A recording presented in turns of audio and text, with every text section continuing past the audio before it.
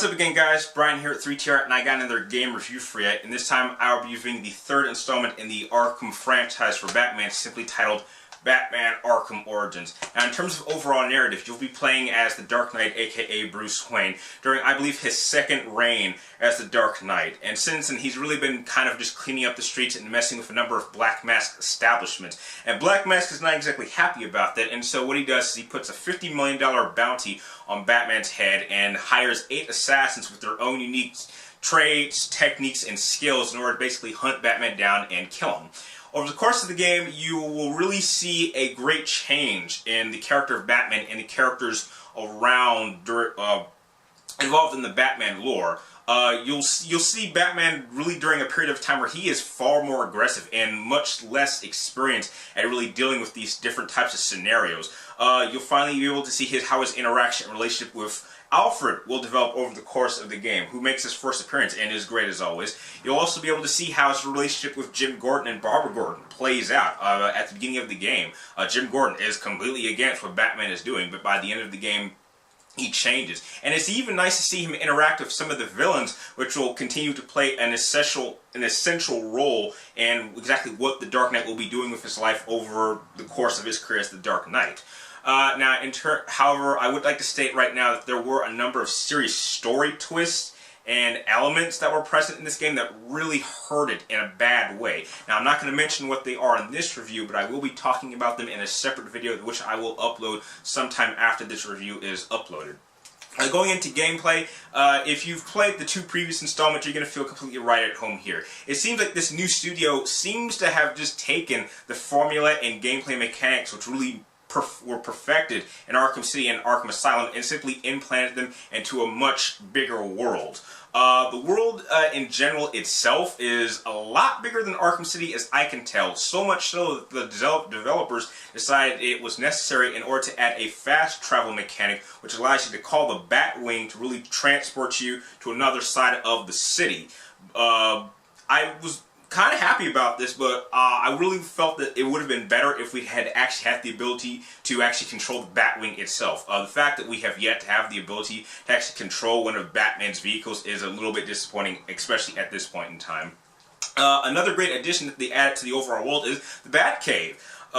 It's really cool to actually explore it a little bit. However, the Batcave really wasn't used as much as I thought it would be. It's simply there for you to travel so you can talk to Alfred, pick up new gadgets, and there's a section of it that allows you to actually practice some training and some new stealth techniques.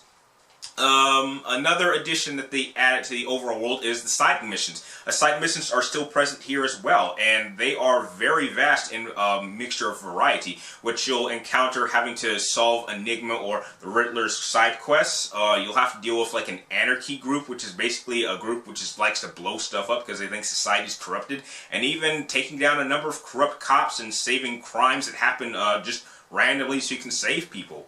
And over the course of the game, as you complete objectives and beat up thugs, you'll gain XP, which you can then use to upgrade your skill set and your armory, and even learn how to use your gadgets in more combative ways. Now, it's not to say that this game is perfect. There were a number of somewhat overall game flaws which I would like to mention. For starters, the voice acting. Now, I'm not saying the voice acting was bad, because everyone did a great job except for the person that they got to play as Batman. For some reason, his voice just wasn't working for me. I felt that sometimes he either wasn't really projecting the Dark Knight as I would expect him to be, or he was overacting in some points. But everyone else, including the guy that they got to do the Joker, was phenomenal. Another issue that I had was the addition of multiplayer. This is another example of a game that does not need multiplayer. Why would you add this type of mode into the game? I mean, I know it's an extra, but it's just not necessary. The fact that there is so much to do in the main storyline that people are going to be playing that for weeks or days on end, so it's just not necessary. And it seems rather cheap because all it seems to be is you playing one of 2 factions, just kind of doing a third-person shooter game-style gameplay, while Batman and Robin, and it kind of bothers me why Robin was even in this game, tried to stealth take out people and hope to not get killed in the process. It's just another example of not adding multiplayer where it's not needed.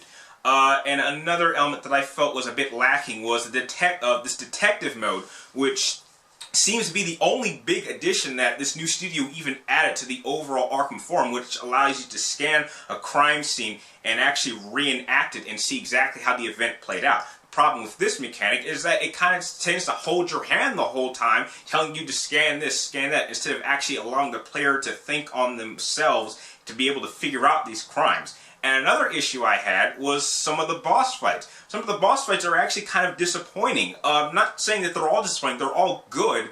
It's just that there's such a heavy emphasis on using QuickTime events that it kind of takes away from the experience. It's just an overuse of just beating them up till their life gauge goes down, and then when time slows down, when they're about to hit you with a critical attack, you press the counter button, stop them, and you beat the boss. So the fact that they've incorporated that now more often just kind of makes these boss fights just a little bit easy, even on the hardest difficulty as I was playing it. But despite these problems, this is still a great, amazing game and a great installment into the Arkham franchise. Although I would acknowledge that it is, in my opinion, the weakest out of all the Arkham games, this is still a must-own for anyone who is a fan of this series and of Batman in general, which is why I'm more than happy to give Arkham Origins an 8 out of 10. Definitely pick this up if you haven't already, and if you like this game review, please like, comment down below, and please subscribe to track my future movie and video game reviews, and please join me in my next review when I will be talking about the documentary Necessary Evil on the superhero villains of DC, which was a really great documentary which came with my Arkham Origins Collector's Edition, and I have quite a bit to say on that. And like always, thank you guys for watching, you're awesome, and I will see you next time.